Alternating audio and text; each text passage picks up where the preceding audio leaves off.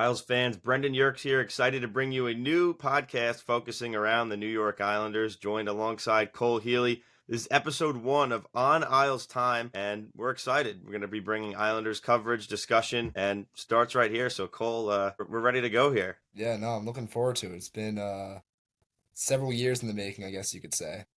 Yeah, But you could say that. yeah, definitely looking forward to it. We've done some Islanders related things in the past. We've done hockey podcasts before we were ready for it, to be honest. Yeah, definitely. Several years ago, Yes. probably like a decade ago at this point, we Mhm. started doing things, and then probably wasn't great. But here we are now. I've been covering the Islanders somewhat with the hockey news, assisting with Stefan Rosner's coverage, and he's the best that there is right now. So I've been helping him out over the last 2 years. When I have the chance, been covering some local hockey, calling some high school games on Long Island, doing stuff like that. And yeah, now ready to take this Islanders coverage to the next level. Along with those things, I've been a fan of the Islanders since I was very young, and Cole could say the same. So we decided, why not start our Islander podcast, do some more coverage, and yeah, I think it'll be pretty good. Yeah, definitely. Yeah, like you said, I've been an Islander. As far as the media side, yeah, I can't say I've been as closely related to the team as you have. I've had several Islander pages in the past. Um, just I try to follow as closely as I can, whether it's going to games like when I'm no longer in the New York area. I no longer live on Long Island. So it's a little tougher, but I feel like being away from that has made me want to be closer to the team. So, I'm following as many of the insiders as I can, right? I'm always feel like I'm always on top of all the whether it's trade rumors or anything really. Yeah, I've spoken to I had the pleasure to talk to John Ledecky last semester for one of my classes. Yeah, I feel like that kind of puts things into perspective. That I was able to I have some connections still up there. They were able to get me in touch with John Ledecky, so I feel like that kind of sums up the level that I am still associated with the Islanders, I guess, as much as it Right. can be. And at least here, we're both fans of the team, so there's obviously that. And I think we could also bridge that gap with the media coverage and, fan perspective. So I think that's kind of our whole mission here, is to kind of bring those things together. While it's somewhat fan oriented, where both of our, origins start there, we at least have that knowledge and expertise. We both played hockey for most of our lives, obviously at different places, but we both played the game. We've always, talking about the game and have a lot of knowledge, especially around the New York Islanders themselves. So um, we're going to try to bring the best coverage we can on our social medias as well. We're going to put coverage and different things, some things from the show and other stuff, reactions, discussion to whatever's going on, mostly on Twitter or X, whatever you want to call it now, just at On Isles Time. Same thing on Instagram. So follow us on those accounts.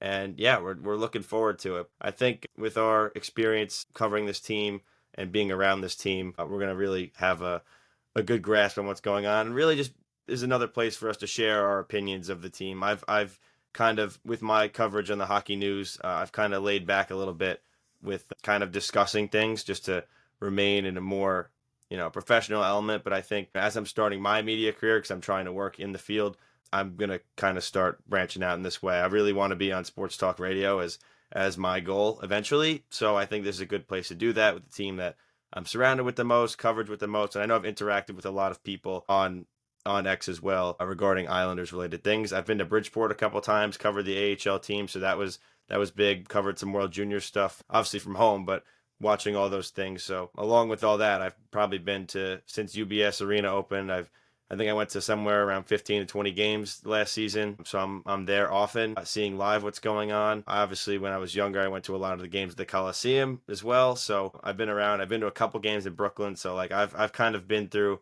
it all. Obviously, I'm 22 years old. Like I haven't seen it all like some people have, but I've seen, some rough stretches, early 2010s. That's where we both started to kind of watch and kind of, get sucked into the Isles life. And now from there, some good, bunch of bad, but we're excited to have this platform here, and we think with this platform we can get our opinions out, and looking forward to getting some, listeners involved, some Twitter followers involved, and questions and stuff over time. But we could kind of have this platform and grow and have somewhere to add that additional coverage to the team and share our love with the team. Yeah, absolutely. It's gonna be should be good, especially getting the community involved. The Islanders have such a great fan base. I feel like just the like you look on Twitter, you look on Instagram, all these people are like there's no casual Islander fans. I feel like everyone's a diehard. Everyone's following all these pages. Everyone's interacting with each other. It's just a really, really tight knit group. So yeah, it should be good to get some of those people involved down the line. Right, and there's a lot of love. I know there's a lot of other podcasts and shows that I've seen, and I think everybody gets along well between those and discussions. So hopefully we can get this off the ground, get going, and be able to do some collabs and stuff, communicate with others. So yeah, no, we're looking forward to this. Again, early stages. So first couple episodes, we're gonna kind of see what works, what doesn't with segments and how we want to really do each episode. So bear with us as we figure it out. We think the coverage and the discussion will be good for the first couple, and that will obviously continue to get better as well. But I have a lot of experience with podcasts. I do run the SRL Media Instagram, TikTok pages. We have our own podcast. So me obviously trying to be on radio. I've been trying to run this podcast social media content platform. So you can drop that a follow too at srl.media. We do similar stuff with all sports. We have two other guys helping us out with baseball and basketball coverage and some football stuff too. But this one, I'm all in on the Islanders. I want to focus in on this podcast and grow it. It's on its own social pages at the On Isles Times. So we're going to do that. And as we grow, I think it'll be great. As Cole could definitely agree with me on, as we're about to get started here and move into the actual contents of our first episode, is there's really no better time to start this. The Islanders, after their back-to-back conference finals runs in 2020 and 2021, it's been a rough couple of years. The first season at UBS Arena, I think I called it the season from hell. COVID and injuries and just the road trip, everything was just a nightmare that year.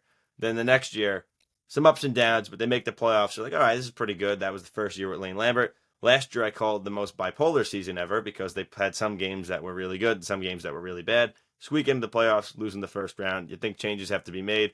Give it one more go with Wah this year, and now it was a complete disaster. Some nightmare games, injuries, just things were just a mess. But things started to take a turn.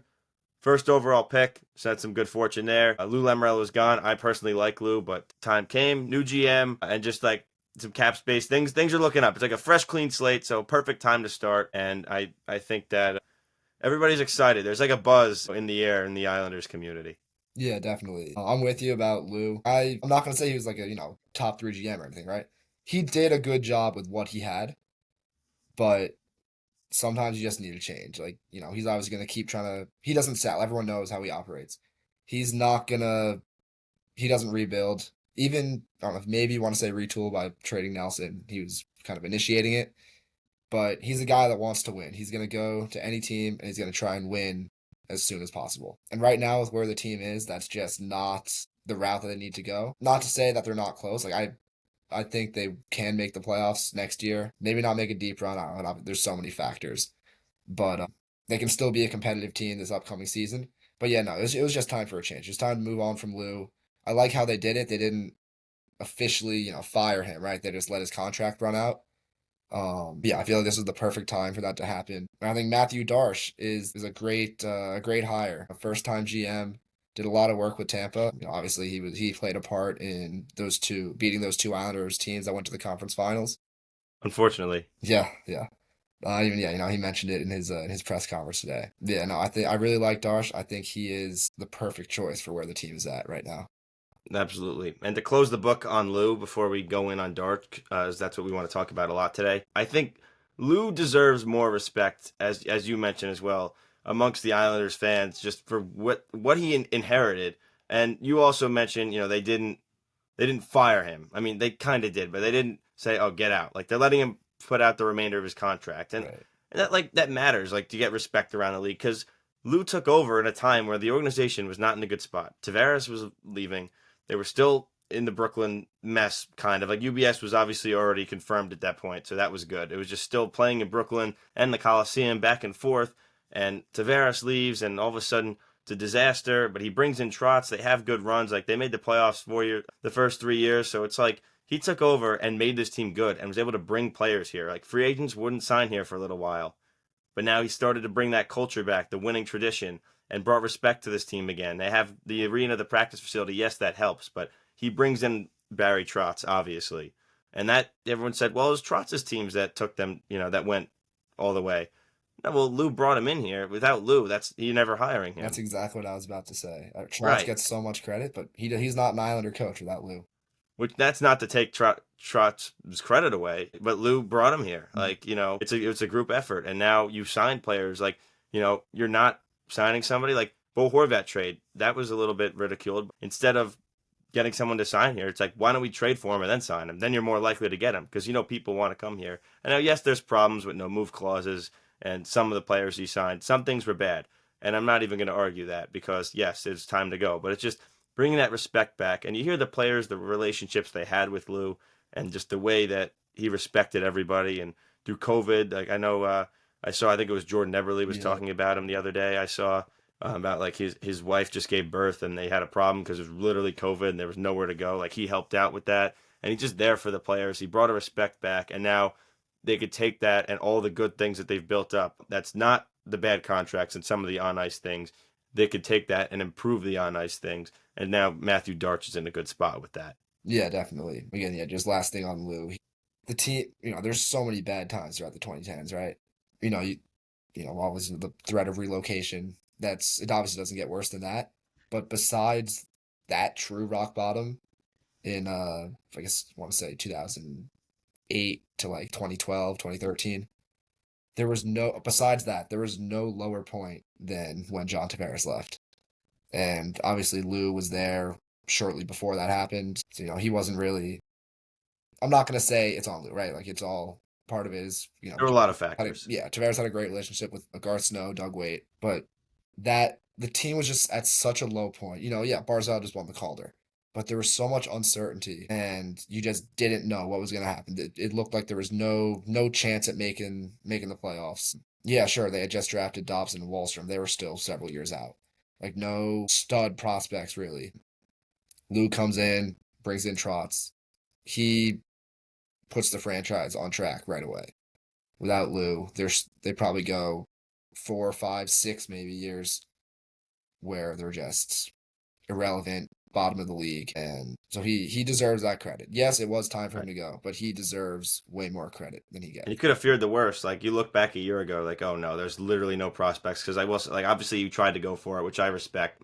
And that depleted the prospect pool. Didn't really have first round picks. Bridgeport's really bad, and you're like, oh no, this team's going to be really, really bad for a long time because they have no prospects. They're getting old. But within the last year, yes, the on ice was frustrating. We already mentioned that, but they luck into getting Cole Eiserman 20th overall. The Cal Ritchie Brock Nelson trade.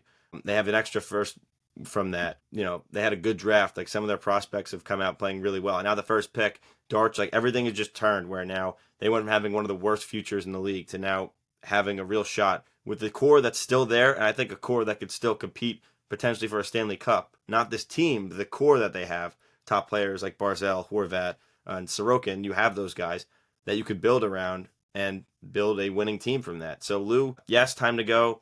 Better right at the end, but overall, I think a good tenure, overlooked, a little bit disrespected, but yes, time to go and move into Matthew Darch, where now, this doesn't matter as much as obviously we care about the hockey the most, but just getting that transparency with the organization and getting, like the social media stuff's fun. Like that's the really like, relevant in the grand scheme of things, but it just feels like just good. Like you get the access like other organizations do. Like you wouldn't get that stuff, and that's not like what I'm looking for, and I think most people aren't really looking for that. But it's just like you're getting like you're not being like shut out where it's like there's no fan friendliness, and you kind of need that balance with the hockey operations, which is obviously most important. Yeah, agreed. Like that video of Darsh calling the season ticket holders the other day, right? Like that would never happen under Lou. And yeah, it's Right? It's not. just fun. Yeah, like Like it's it's just obviously not going to lead to better performance on the ice, but it's just good to see. It shows that things are changing within the organization. Again, yeah, I'm not acting like that's gonna be like I'm not acting like calling the fans is gonna, lead to making the playoffs next year, being top two team in the Metro, right? Like it's just good to see something different for once, and it's promising because that's you're gonna see stuff like that, right? Okay, as a fan, that's cool. But then it's just how the whole team is run. Lou had such like everything was so everything was held within under Lou, And now with Darche, it's gonna people are gonna even players are gonna see. Everyone wants to say, some fans complain about how players didn't want to play for Lou, but all the players talk about how great Lou is.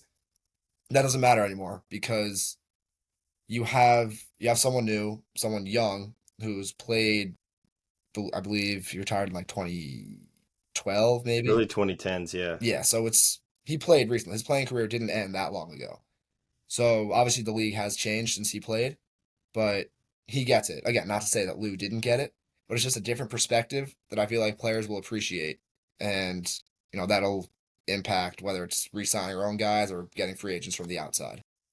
And it's everything. It's analytics and they're bring like again like the fan experience isn't fully like it's important because that's what brings it in. But you need to make money to spend money, which they also mentioned at the press conference today. You're getting things that other teams are having, basic. But my favorite part though is that Darch, like again with opening the doors and kind of like bringing on like that, you're seeing more out of the players. Like they're not forced to be like locked in. Like maybe they'll play looser that way. Like they're gonna play a different style. Like this is again irrelevant, but it's like no Islanders like like on like a Spit and Chicklets podcast. The players go on here and there. There's no Islander ever going on there because why would they? Because Lou's not letting him do anything. Now it's like all right, you could see a player that's like like a Barzell probably is like a big personality. You could see him like out there, and that might like you could play looser on the ice like that. Like you're not like stuck down to these rules, which I guess like they're not really that big of a deal to me, but that might affect some players wanting to come here from the outside looking in.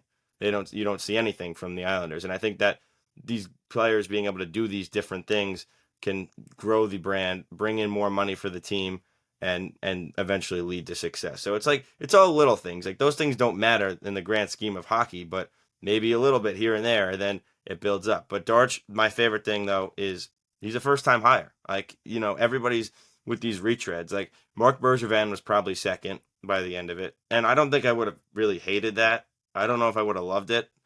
I maybe wouldn't have even liked it. I would just been like, all right, sure, but out of what was out there, because there really weren't that many options in this. That's the other challenging part. Yeah, Weren't that many available people, that was like my and biggest thing when they announced Lou wasn't coming back. It's like, everyone's always saying, oh, whether it's coaches or GMs, oh, fire him, fire it. Like they're calling for all these people to be fired. But then you look at who's available. With the GM role, there really weren't like a ton of great people available that you would think just off the top of your head based on, got like Bergevin or Ken Holland, guys who have been around other teams in the that would past. have been a disaster if it was Yeah, Ken I'm Holland. so glad it wasn't Holland. I wouldn't have minded him as a president, obviously Hall of Famer. He's been around Right. long enough. He Like knows. same with Shanahan as like a president too. Yeah.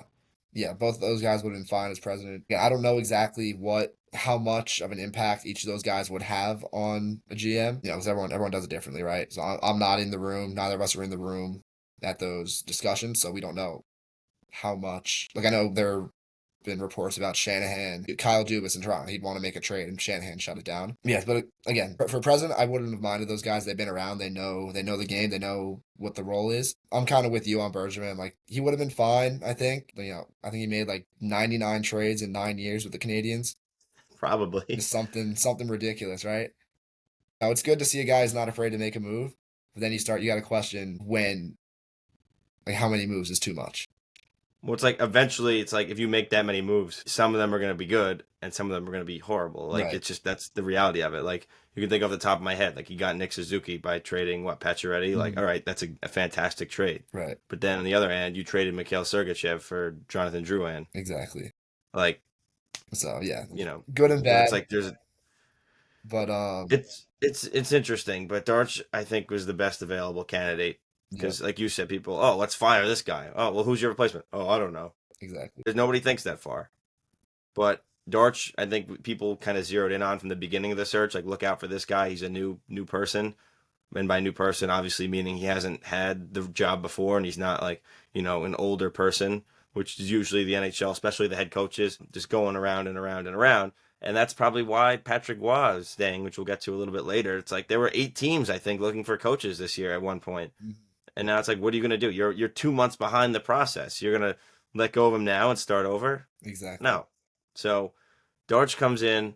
I think everybody was pretty happy that it happened. Took a long time. People were starting to get antsy. I'm glad they took their time with it. If they took any longer, it might have gotten out of hand. But I think they did a good job with the search. They ultimately made the right decision with what was available to them. Yeah, definitely. And just seeing how much success Tampa had. I remember like early in the process when Darche's name started going around, I saw something about how he's like, he's the assistant GM to Julian Breezewell, but his role was so much more than what most assistant GMs have. He's in like I know he took care of a lot of the signings, whether it was some of the NHL guys or AHL guys, and it was just stuff saying that he's done so much more than the average assistant GM, and that's promising because you look at all the success Tampa had. Obviously, we know unfortunately too well about that. They were just so good, and it seems like they always just bring up these guys, whether it's from the minors. Like I know at the press conference he was talking about how Yanni Gord came through their ECHL team. He made his way all the way up, and it's sustainable. Like Right. 2019 they got swept in the first round, right? But they have such a great season, and then that Columbus kind of that set something off in their minds, and then they went on that crazy run right after that. Right. And it's just that's what you want. That's what I want the Islanders to be. I want them to, have some of these guys. I want them to have a sustainable winner. And I feel like he's seen firsthand what it takes. So I think he's gonna bring a lot of that over to the Islanders. Obviously, it's a little different situation, I'm sure, than when he went to Tampa. But he knows what it takes to win, and I'm expecting he's gonna bring all that to the Islanders. Right, and it's not all bad. Like the organization's not in as horrible as a place like we thought it would be. Like there's still good players, there's still assets, and there's now a couple prospects. And after the draft this year, it's probably going to go. It already shot from 32 to like 26 to now they're like 17th in the prospect rankings, just like Mhm. that. Yep. So another good draft, and it's right back up there. And maybe a trade, you move things around. You never know what could happen. So Darch overall, like yes, like all what you said, like that's why he's the best candidate available. I know he worked in salary cap stuff a lot for Tampa, which is big. You need somebody that could work the cap, especially in this day and age where the contracts keep going up and the cap's going to be rising. I know he helped facilitate some trades. Also has that experience, but there's also some flaws, and I get that. But every candidate has flaws. Like you can't like there's no perfect GM candidate. That's why they're available. Like there's none of the 32 GMs in the league right now are perfect. Like not one of them. Yeah. So everybody has made a bad trade. Everybody's made a really good trade. Like that's just the reality of it. And I like that they didn't hire a president above him. Like again, I would have been fine with it, but I like that they're giving him like the entire role. Right. And originally I did want a president. I was like, I feel like after Lou, just full autonomy, you need like two different people, so it's not just like too much power. Right. But I think the way they've handled it, like Darch, like I'm like, all right, I could see the vision. Like let him have the control because it's not going to be just him. Like where Lou had his assistant GMs, like obviously his son ran Bridgeport, which is another story, and Steve Pellegrini is the other AGM. I don't think I heard that guy's name until Lou got fired. Yeah. Like I don't know, I can't tell you a thing that he did. Mhm. Which I'm sure he did things. He probably just helped Lou out, but Lou was just like that. He wanted to do everything. Now you're going to have AGMs that are going to probably do what Darch did in Tampa. He knows what he's going to need help with. He's going to have somebody probably run the AHL team. He's going to have somebody help out in one area. And, like everyone's going to have like a different job to do Yeah, where definitely. it's not just going to be him doing everything. Yeah, and that's like it's again like kind of like what I was saying earlier with like you're starting to see these small changes. I mean, you can only see so much change now, right? It's May 29, like it's the off season, didn't make the playoffs, right? So it's not like you're going to see a ton of change immediately, but the small things that we're seeing right now, it's promising. And then I know he was talking about how they're still evaluating the Bridgeport's like upper management. So we'll see where he goes from there, I guess. Mm. But I mean, I think he'll end up bringing someone else in. Yeah, he has to. I think he just didn't want to be like he's bad. We're leaving, like getting Yeah, rid of him. Like that's messed up. So yeah, I don't think that's what's gonna happen. But I'm sure he knows what you need an AHL team to be successful, and they've neglected it for far too long. But it's just good that he's going to be able to have these other GMs that he could like Brisbaugh leaned on him. He could lean on somebody. Hey, what's your opinion on this? But it's not right. like I'm the GM and you're the AGM. It's all going to be like collaborative, Right, yeah, and which is he specifically said that too. He was saying how like yes, he's the GM, he's gonna make the final decision, but he's gonna talk to a bunch of other people. He's gonna get everyone's perspective. He's gonna get a lot of input. Whether that's like free agents or trade, like he's gonna talk to the other and that's night and day. assistants. Yeah, and he like again, like he said, he will have the final say. But and then he was talking about with even his relationship with the players too. Like he's gonna get input from them. He's gonna be fully honest with them, whether it's good or bad. But he's gonna give them full transparency, and it sounds like he's expecting that back from them. Like he wants them to know that they can be fully honest with him. And I just feel like that you need that nowadays. Like we're seeing, I know we'll probably get to him later, but like with Isaac Howard in Tampa, how he's again, I don't know what exactly he was told, but it sounds like initially he was told he might get some more playing time, like when he did eventually come out of college. And now, as we're getting closer to that, it sounds like he was ready to sign, but they weren't gonna give him the time that he wanted. So, it's just things change, right? And I feel like Right. having a GM who's on the same page as the players all the time, getting input from everyone in the organization, that's just so crucial to having like a winning organization. Right. So let's move on to the actual press conference. We mentioned it a lot so far. That was our really initial thoughts. But now, based on everything you said, I think we'll start off with the obvious. Patrick Waugh staying as Islanders head coach, as we both probably expected. We mentioned so many teams were looking for coaches. I think at this point it would be too late. And Waugh never really got his fair shot. We were all expecting him to get to bring in his own assistants. Unable to do that. Now he does. Benoit DeRosier stays, and now John McClain and Tommy Abilene are gone. So that'll hopefully help the special teams, which were the worst in the NHL last year. And that's really what we wanted. Like Wah, he came in, I loved him because again, him and Lane like night and day. But last year, you're like, all right, like there's more to be desired. But you got to think those assistants are holding him back. And I'm sure that Wah is probably going to learn from the things he didn't do right last year. Now, kind of like getting a fresh start because he has to know like if I don't really do well this year, unless they tank the team, which they won't, they're not going to completely like blow it up. But he's going to get to bring in his assistants, and if the power play's not better, then he's probably done for. But I think this is the right decision. Let him pick his assistants and see where it really goes from there, because I think that really opens things up. And now it's it's not lose guys holding him back on this staff like it was the last 2 years. Yeah, definitely. And I feel like when you think of Waugh coaching in Colorado, you think of it. I think it was his first game as coach where he's like, or I don't remember who was coaching Anaheim at the time, but they're Yeah, I like wanted to fight yelling. him. You're yelling at each other from the bench. I think he's like pushing the glass over between the benches, and like you're just expecting this fiery guy. You kind of saw it early on, but then he kind of just like he was so mellow the rest of it. And you'd have to think that Lou had some Oh, he had to, on and that. he wanted to explode. Like he Yeah, already did it about Pierre and Duclair. Like the Duclair thing was too much. Like all right, you can't be doing that. right. But I think it's just like pent up frustration from not being able to act the way he wants to act and say what he's thinking. Yeah, That he like just had an outburst about Duclair, yeah, and because he likes Duclair, he just knows like he know like I think Duclair will come back and they'll talk it out and like just fresh start, no more injury. Like that's a different discussion. But yeah, I think why he does need that fire back, maybe he needs the beard yeah. to come Could be back. it. But I think you need to find a place between the mellow one and the one that wanted to fight the other Ducks coach because Yeah, you need to have some fire, but you can't be like you can't way be off the losing deep it end. every night. You got to be somewhere in the middle. Right. And yeah, just having that kind of person again, I don't know. I'm sure that was Lou. I'm sure also Alblin and McLean were kind of keeping him in check as much as they can. But yeah, like you saw with Benoit DeRosier, we brought him in shortly after Wall was hired. I remember there was like some reports were saying he was hired, and then they said he hasn't been hired, and like a week later it became official.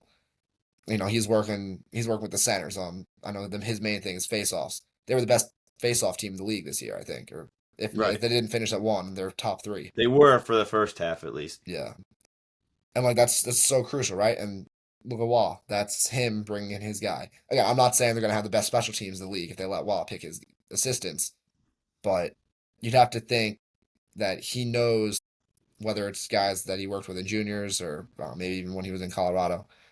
He's got connections. Obviously, he's Patrick Wall, right? He knows what a good team, what it takes to be a good team, and yeah, just giving him that freedom to bring in his own assistants. He knows exactly how the team is right now. It seemed like him and Lou weren't always on the same page. Again, I don't know if that's Players wise. just based Yeah. on like their future outlook for the team or it's just certain things, whatever. Yeah, it's just crucial to give Wall the ability to bring in his own guys. Again, he's gonna have to talk to Darche about that. It's not just gonna be like he'll bring in whoever, right? There's got to be input from everyone. But Right. yeah, just giving him that freedom is going to be so important. And again, kind of like what you were saying, the players can kind of loosen up a little bit now, right? It's not like they have two different regimes now. They got the Lou guys and they got Wah and his guy. I'm not going to say they were battling each other, right? But it was just two very different. I want to again. I don't know. I'm not on the bench, right? So I can't say for sure that it's two different coaching styles, but you can kind of get an idea of what they're like based on the fact that Lou brought them in. So giving Law the ability to bring in his guys that are on the same page as him is just going to be so important for the team. Right. And we'll see in the coming weeks what they decide to do. I'm sure they're already on that. That's probably the first discussion they had. That one's not really a rush. Moving on, after the coaching staff, I guess more coaching staff news. Bridgeport, that entire staff is wiped. They're all gone. And that's probably the second best news behind the two assistants in the big club being moved on from, because I saw it firsthand. That Bridgeport team is just was Yeah, not good. terrible. Historically bad. They had 4 home wins all year last year. And the players were just miserable. Like, you just look at, like, from what I've seen and heard from some people that have been more well connected there and just watching the games, like, prospects aren't developing. And yes, there aren't that many great prospects there to begin with, but some guys with, some talent that just, like, not getting minutes, and just the coaching was just bad, and they just were a neglected team, Bridgeport. And this all we'll tie this all together because Stefan actually asked Darche about if they're bringing back Dev Camp, which they haven't done since 2019. And I guess that means the blue and white scrimmage too. And they're like, yes, we're bringing it back. Like, why were you not doing that? That's like every team does it. There's no reason to not have a Dev Camp for your players. Like, and Darch mentioned, like you said before, the ECHL, the AHL. He said he worked a lot of time with Syracuse, the AHL team of Tampa Bay. That you put players through there, they worked their way up, and that's how they got good. Like, a lot of their depth players and better players. Like, obviously, when you get a Kucherov, Stamkos, and Hedman, that helps your life, but you got to fill the cracks in, and they use the AHL for that. And now Bridgeport's been bad for like 20 years, and that's not an exaggeration. Like, their first year they went to like the conference final, and they've been horrible since. They haven't been back since. Yep. So that you build that up, he's going to bring in probably somebody new and move on from Chris Lamorello. Someone's going to oversee Bridgeport. They're going to put a lot of eyes on it. They're going to probably sign AHL vets. Like, they never sign AHL players. They only just throw prospects there. They're very young.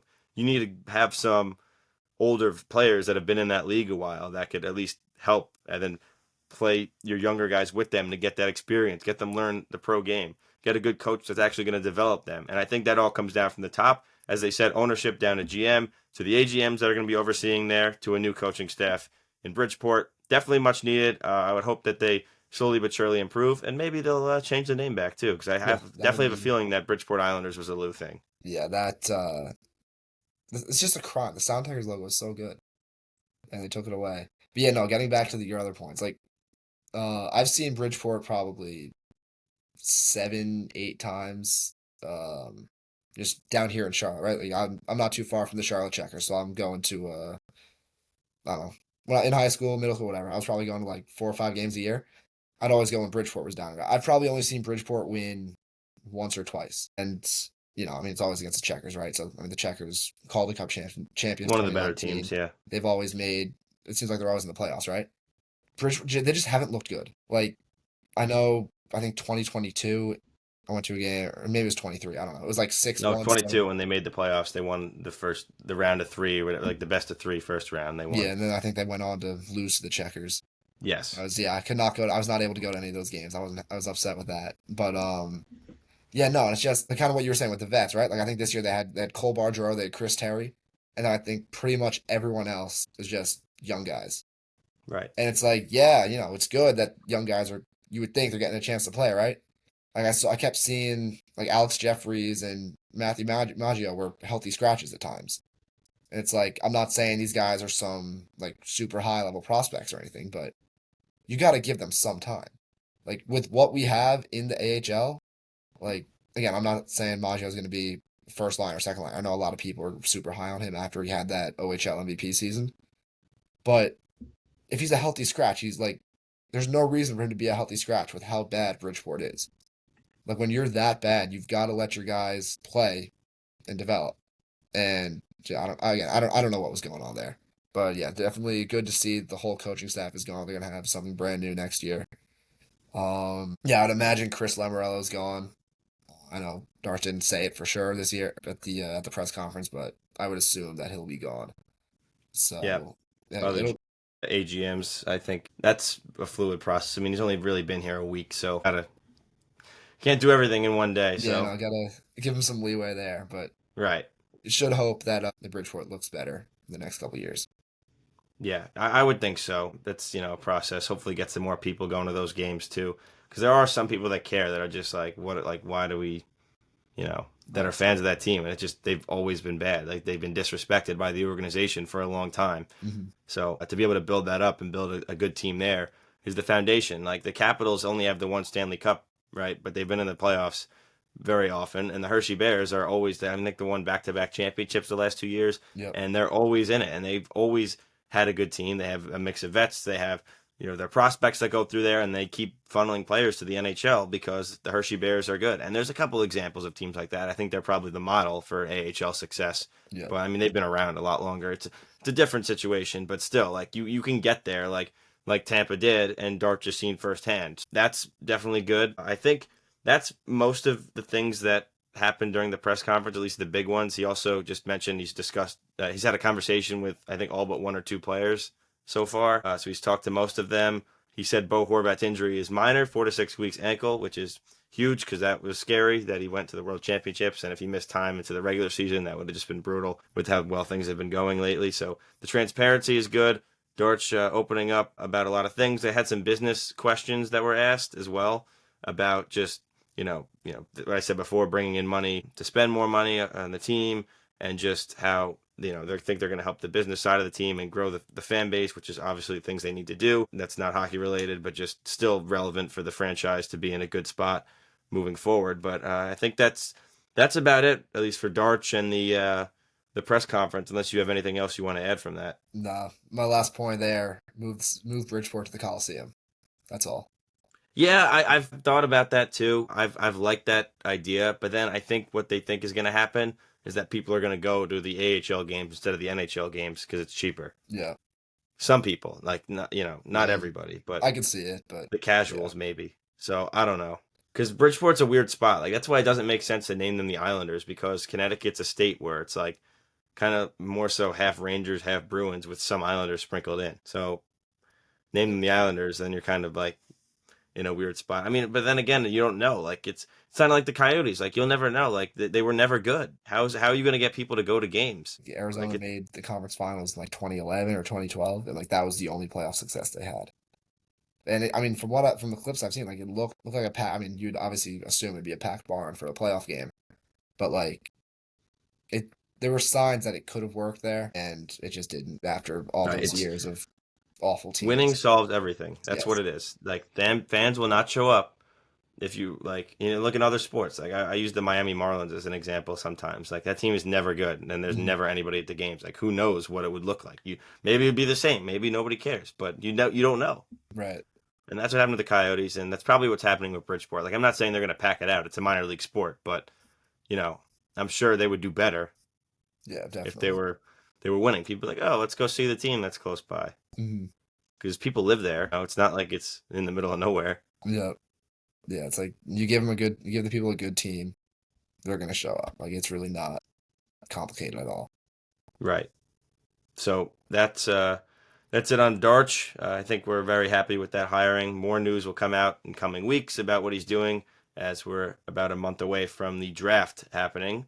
As the Islanders have the first overall pick that we mentioned briefly, and the miracle that they won the lottery. I said beforehand, we'll trade the Ovechkin goal happening on our ice, the All Star game, all the mayhem and horrible things that happened this year worked out perfectly. Somehow 3.5% to the first overall pick. This kind of happened, I mean, almost a month ago at this point, but I think we just need to discuss the craziness of the lottery. Watching it live, watching those ping pong balls come up. I had the sheet with all the numbers on it, and, Yep. I just had some crazy stories. I know we talked about this right after it happened. hmm Just there was a weird feeling, like there were good vibes. I was like, oh, we're gonna win the lottery, and everyone kept saying we're gonna win the lottery. But like, what are the odds it actually was gonna happen? I mean, Right. obviously 3.5%. Like, not don't take that literally, but everybody just had that feeling that the Islanders were gonna win. Maybe it was a joke, maybe it wasn't, but it happened. It was like, oh, like yeah, we're gonna win the lottery. I'm gonna go home and I'm gonna sit down and watch this thing, and we're gonna win, and it happened. Yeah, like I remember I was joking. My roommate is a big Leafs fan, right? So obviously he's giving me all the shit for making the Leafs are so good, right? Making the playoffs, whatever. I just keep saying, yeah, it's okay. We're gonna, throughout the year with when Hagen's the top guy, right? I'm like, yeah, no, it's all good. We're gonna win the lottery. We're gonna take Hagen's, and then we're gonna be good in a couple years. It's just like kind of like not on a serious note, right? And then we keep getting closer, and then it's like, okay, hey, we're low enough in the standings to actually be able to win the first pick. And then yeah, I'm just making jokes. It's like, okay, yeah, we're fine. We just win the lottery and we're good. And then yeah, like that day, the day of the lottery, I just had a weird feeling. I don't know why. It just felt. 'Cause I think it was the day before that it was confirmed that there wasn't gonna be an All Star game. Yeah, I don't know. I just had this odd feeling that whole day, and then like leading up to it, like I'm sitting at the counter with my parents, right? We're eating dinner. I'm like putting the TV on. My mom's like, "Oh, what are we watching this for? There's like no chance they're gonna win it." And then keep it on. Oh, 7. Okay, whatever. 11. 12. Oh my God, we have a shot. Right. And yeah, I was like you. I had the combinations pulled up on my phone. I'm like trying to go through it quick, see Well, I got even freakier story with what the might be numbers is happening. that I was like just playing around, like, Tankathon is the one you do. Mhm. And then I was like, all right, I'm going to ask Siri for four numbers, right? And just see what happens. So I'm like, hey, give me a number between 1 and 14. Gave me 7. Then like, oh, give me number 114. Gave me 11. I was like, all right. So that's interesting. And then I did it again, like to get the next two. It gave me 7-11, 7-11, which Wow. obviously that's not how it works because that ball's out of it. But Right. obviously I'm not telling Siri that. So then I'm like, all right, that's interesting. They draw the first ball and I'm like 7. I'm like, all right, that's that happened to Weird like coincidence. 11. I'm like 7-11. I'm like that's weird. I'm like Yeah. that's weird. And I was like, all right, now, and then and I'm not a Josh Bailey guy by any means. And I'm like, all right, 12, we need Josh Bailey. I'm singing the Josh Bailey song on my couch. At 12 shoots up, and I'm like, oh my god, this Yep. like I was like, oh my god, don't freak out because it's like one number, a different number bounces on the last one, and it's like all that like you get close, you don't get 2, you get 11. Right. So Yeah. you know, It was just a crazy day. And yeah, like I was playing. I'm playing NHL on my Xbox, right? I opened my free pack and Ultimate Team. I get a Michael Misa card. Like I took a picture. Oh, I'm not gonna pull it it's up, but all yeah, the little things. yeah. Like I took a picture of my monitor, sent it to some of my friends. I'm like, oh look, I just got Misa. We're gonna win the lottery tonight. And this was like 2 hours before it started. Yeah, And it's then crazy. yeah, there we go. And so then they go to the 3.5 minute commercial break. You're like, you can't be doing this. Yep. And I'm sitting there freaking out. I'm like, 5:13, Poffin Barzell, Poffin Barzell. Yep. And then the 13 shut up, and I think we all went ballistic everywhere where we were. Yeah, I was just like, it was weird. Like like the Beauvillier overtime goal, right? Like I'm like jumping up and down screen. And obviously, winning the lottery isn't something like that. But I was just more just like shocked. Like, oh my God, like we actually won that.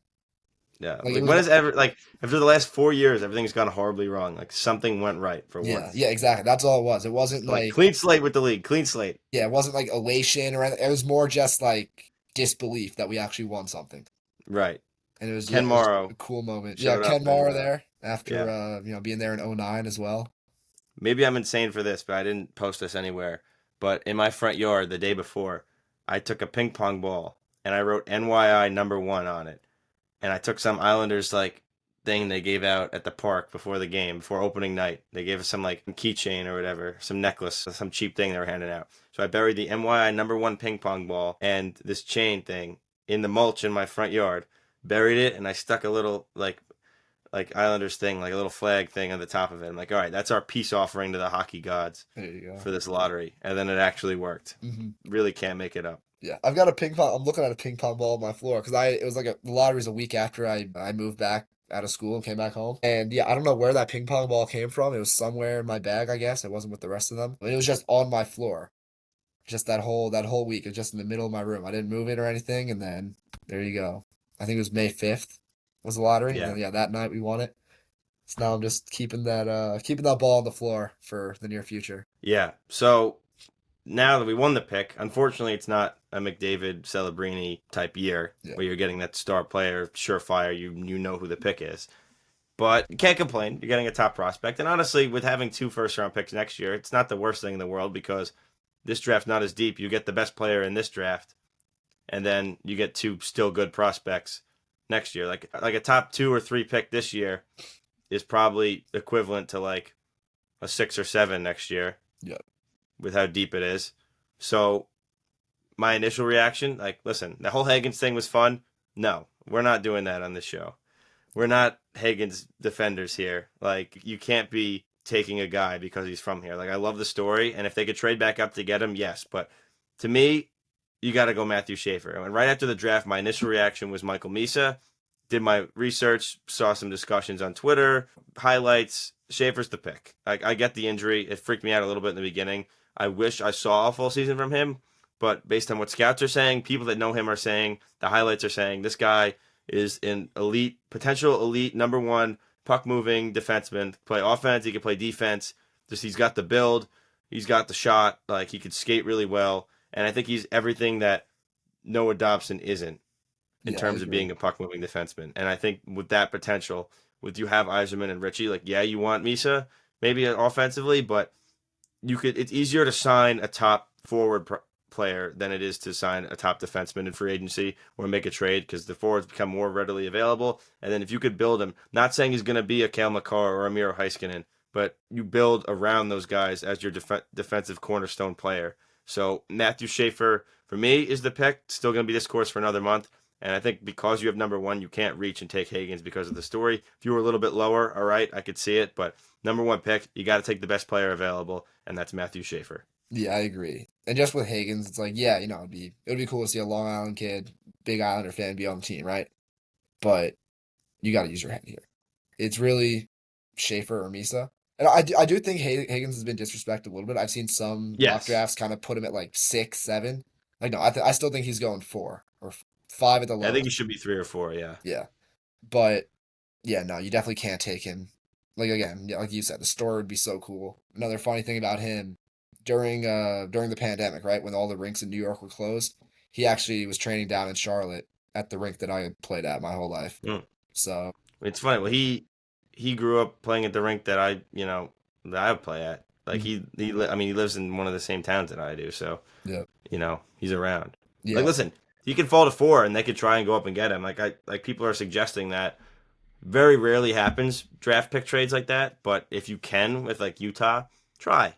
See what it takes. Like you have expiring contract. They want some debts. Like they want to get bigger and stronger and some leadership. Like see what they would want. Like maybe clear some cap space and make it happen, and maybe not. But then again, maybe it doesn't happen now. Why can't he pull an Adam Fox? Why can't he pull a Johnny Toronto and come play for the Islanders when he's a free agent? Nobody's stopping him from doing that. yeah, definitely. I feel like he will play for the Islanders at some point in his If career. he wants it that bad, then he will. I mean, maybe he goes somewhere and loves it and stays, but I Yeah, mean, and then, I mean, that even would then, be awesome. even like with him going somewhere else, it would still be cool because Islander fans are still going to love him, even Yeah, if he's playing for Chicago. Like it's different if he's playing and somehow ends up playing for the Rangers, like the Flyers, something like that, right? Flyers. Yeah, But yeah, like as long as he's not on an Islander rival, Islander fans are going to love him. He's going to get cheers every time he's playing at UVA. I think yeah, and they're also gonna be like, oh look, if he's better, then it's gonna be like we should have took him, but Yep. Yeah, and then I if can't he justify right now with how this draft is taking him at number one. agreed, He's yeah, just small to me too. Like, listen, like now we're like nitpicking because we're getting to that point where it's like, all right, we have the number one pick, but it's like if I'm taking a forward, Misa is bigger, stronger, and I think he's a better skater. Just the way he plays, like Hagens is a smaller player, and he played in college with two of the like on the best line in college hockey, the best like talent wise. He had Perot and he had Leonard, and he only had 35 points in 30 games or something like that, and didn't score at the rate that I thought he was going to score at playing with those guys. Misa put up a ridiculous season. I mean, yes, the 2 years before that, Misa wasn't like as lights out, but still 130 points in like 65 games is no, it doesn't just happen. right. And then another thing with Schaefer, 'cause I know we both think that he should be the first pick. He's one of the like he's I think like 12 days away from being eligible for next year's draft instead of this year. So the fact that he's number one on all these scouts boards while still being one of the I don't know if he's the youngest player in this draft, but one of the youngest for sure. Like that should say so much to like people just got to look at that. I think it's like September, I don't know, September 6th or something, right? It's early September. I think the Right. cutoff for is like September 15th. So he is barely eligible for this year's draft, and most people are still putting him as the number one guy, even with all his injuries, even with only playing, I think, 17 games this year. I can't say that I watched him at the World Juniors. I think he only played in that one game, or maybe he played one full game, then got hurt in the second game. I was working for those games. I could not watch those, but I got the text again, kind of going back to my roommate, right? He's a Leafs fan. He's from Canada. We were talking about it. He was saying this Schaefer guy looks unreal. And then, yeah, obviously the injury. Yeah, you can be concerned about the injury, but Connor McDavid had the same injury in his draft year. Yeah, that's just bad luck. Like it's not something that's going to be like lingering all throughout his career. It's a broken collarbone. He went into the post weird. Like it's I'm not say it's like a freak accident because it's hockey, right? But it's not like you can't look at that and say he's injury prone. It's one Right. injury that just happened to happen, right? It's not a big deal at all.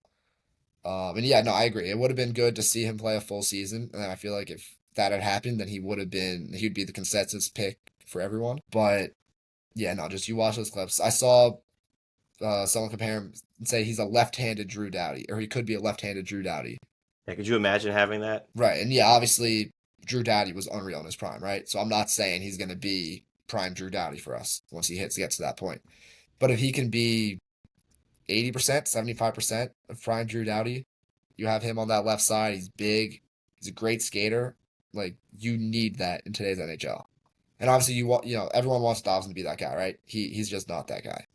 He's not. Um, he's shown flashes. He had that 70-point year. I think he had like 49 and then 51 the next year and then 70. And it's like, yeah, there's been flashes with Dobson. In my opinion, he's gotten worse defensively since he came into the league. I talk about him to people all the time. Like I've never seen someone get worse defensively since they came into the league. And he was playing with like Boychuk initially. I know he was playing with Andy Green for a couple years there. It's like, yeah, it's both like vets, very solid defensively. But I don't know, it's just hard to watch. And he makes all these mental mistakes in his own end. It's like you look at the advanced stats. Oh well, he's really not that bad. But then you watch him, he's always turning it over in his own end. Like it's just tough to watch. He's just soft. That's what it is to me. Yeah, he's He so gets big, bullied in front never of the uses net. He his can't. body. He's no physicality at all. Yep. So now, yeah, just getting back to Schaefer. If he can be the guy that we wanted Dobson to be, that would be huge. Whether Dobson stays and is paired with him on the top pair, or if Dobson goes elsewhere and Schaefer's our clear-cut number one guy. You need a defenseman like that to win a Stanley Cup. You look at Yes. Tampa. Tampa had Hedman. Florida has Forsling. Brandon Golden Knights Montour and was always great in the Petrangelo, playoffs. like Yeah, Petrangelo. Makar, Yep. Yeah, just like all these teams, even Washington in 18, they had John Carlson, who obviously fallen off now, but he was prime. John Carlson was so good. well, if Yzerman's the scorer you think Yzerman's going to be, then he's your top forward. And then again, you can go and sign a Nikolai Ehlers, a Mitch Marner, and that's just easier said than done. Right. But those guys become more available than the defenseman. Yeah, definitely. So Schaefer, he's got to be the pick. And then if they pick him, like you said, he's young. Send him back to juniors. You said maybe give him like the 7 gamer and just like, all right, see what he's got, and then Yeah, ship him back. It's just like if he's that young and he only played 21 games, and I've heard the argument, yeah, he's not going to learn anything else in the OHL. No, just let him go and play the full season. Let him dominate the OHL if he's that good for a year. Get older, get bigger, get stronger, and then come back ready to go right into the NHL the year after. Yeah. Yeah, like Why wouldn't you do that? yeah, it would be cool to see it'd be cool to see a top pick come in right away, right? But that's just not I don't think that's the smartest move right now. Going back to like Nino Niederreiter, right? Like obviously that was a very different scenario. Josh Bailey. Yeah. Yeah, like both of those guys, they were rushed into the NHL. Niederreiter obviously wasn't very good for the Islanders. But like Bailey, Bailey had some solid years, but he never really reached that ceiling that you expect from, I think, I don't know, seventh, eighth overall pick. Right, well, because if he didn't get rushed, maybe he develops properly. Like you see it all the time. Exactly, yeah. So with Schaefer, you got to take it easy. We're not winning a cup next year, right? So there's no Right. need to rush him. That's what I was gonna say. You're not winning the Stanley Cup next year. Like, yeah, I think they could make the playoffs and like build towards that. But you're not like, all right, we're not expecting to win the whole thing next year. Where like Right. you might sign like a top player and improve the team. Like you have Richie coming in, but you're not like full on contender. That's probably I think maybe the year after you could at least maybe start that path if Mhm. they play their cards right. Obviously, that's asking a lot. So it's possible, but yeah, we think Schaefer's the pick. Got to be the pick. But then again, like if they pick Misa, I'd be like, okay, like I understand. Like I'm not gonna get all pissed about it. But if they took Hagens at 1, I think that there's gonna be a lot of people that are upset because some people complain about the Islanders and how it's all country club and everybody gets what they want and the players are like coddled. But then you're drafting a guy from Long Island. It's like because he's from Long Island. Like if this guy's from any other state, if he's from Minnesota, he's not even in discussion to be the top pick right now. Yep. And Like I yeah, get it, it's cool. Like playing hockey on Long Island. Like for me too, it's like it's awesome. Like you want to see that. You want to see more guys that love the Islanders. yeah, Hopefully, there's more of them in the future. Like you want to see him play on your team, but just doesn't happen like that. Like, look at Toronto. Everybody's from Ontario. They like their players, but they know they're not going to get them all. I mean, it's easier when there's that many, but you yeah. know, Yeah, like again, just with Higgins, it's like it would be a cool story, right? It would be cool for like the marketing purposes, right? Like on the business side of it, it would be it would be great for them, but for the hockey side, which is what we all care about, it's not the pick. Um, yeah, oh maybe he goes on Twitter and posts a picture of him with Islander pajamas, right? Like that doesn't lead to wins. You got this first pick. You've been blessed with this first pick somehow. You can't mess it up and take a can't mess it up. guy like you can't reach at one. Right, and you say Higgins helps the business side. Well, it does. You know what else helps the business side? Drafting the best player and putting a good team on the ice. Exactly. Which that's not to say Higgins is a bad player. Like it's like again, like we said, like it's getting a bad rap now. But like the best player does the same or probably more business wise. Say like speculating. Say he turns into a Kale McCarr. Like that's you can't say that, but say he did somehow. Yeah. Like Yeah, that's that's in the that's Norris in conversation, itself. like jersey sales, all shirt, like Right. any kind of And merchandise. you have the first pick. Whoever you pick, you're going to sell jerseys because you just have the first overall pick. Exactly. And he's going to come in, play a few good games. People go to the store. Oh, I like him. So again, like you said, trading back up for Higgins is something that I would be interested in. I think we're both on the same page about trading Dobson to move up. Like, I don't think it absolutely has to happen, but like if that's if that's something Matthew Darche is interested in, again, it's different with him now, right? Like he hasn't been here the whole year, listening to people talk. Like obviously, I'm sure he obviously has heard about James Higgins, right? But it's not like he's all Long Island this whole season leading up to Higgins draft year Right. where he's That hearing makes me about feel him. good, though. I think he's going BPA. Yeah. Yeah, like I don't know, maybe he wants to trade. Maybe some of the scouts say something to him, make him interested in trading back up, right? Like Dobson and the Colorado first next year, and then I'm sure those two alone wouldn't be enough to move up to four. But maybe throw in like a third or something. I don't know exactly what it would take, but having some kind of package around Dobson and Colorado's first next year to take Higgins, I would not be opposed to that. I'm not saying it Well, if you're absolutely has Utah, to you happen. want to start. You want I think Utah's ready for that jump for the Yeah, playoffs. Like they have to be, definitely. and they're right there. Why? What you want the fourth pick for a guy that could help you maybe next year, maybe even the year after, because now it's going to be four, and in this draft it's probably 2 years away. Do you want that fourth pick, or do you want like a player that could help you now? Yeah. Like Dobson would be a great ad for them. And we have a lot of vets that, yeah, some of the contracts aren't great or whatever. If they're willing to move, like they could benefit from Mhm. somebody. So it's not ridiculous to say. And that first Colorado pick, I wouldn't have wanted to trade because it's a deeper draft. But if you go and get four and you get that guy, then it's like, all right, I think I'm Yeah, okay like with that's a that. deal that's worth moving that pick for. But overall, it's probably just unlikely to happen. But Yeah. we'll see. Utah, if it wasn't Utah, it'd be harder to understand it. But Mhm. still, like that, the trades like that don't happen very often. Yep. So we'll see. Oh, I think good to see. that we should probably wrap here. We talked a lot about Darsh and this first pick. We were going to dive in a little bit into the offseason outlook with some players that are available, some fits from free agency. What should the Islanders do with some of the players that maybe have been in trade rumors? I think we're better off since this one went long with what we were discussing. Obviously, the more important things to save that for another episode. We could do that next and discuss what they should do, what Darch's first order of business should be with the organization. But that's the first episode on Isles Time. We're excited to keep this going, and I think came out really well so far to start our Isles discussion here. But yeah, it's been a lot of fun. We're gonna keep this going. Hopefully, get some followers on our socials at On Isles Time, Instagram and X. We'll get the conversation going with you guys, and we're looking forward to doing this more. Yeah, definitely. It was fun time today talking about this, and yeah, it'll be good for the especially when the season starts, when there's more stuff to cover every day. Yeah, no, it's definitely enjoyed this first episode, so I'm looking forward to the future.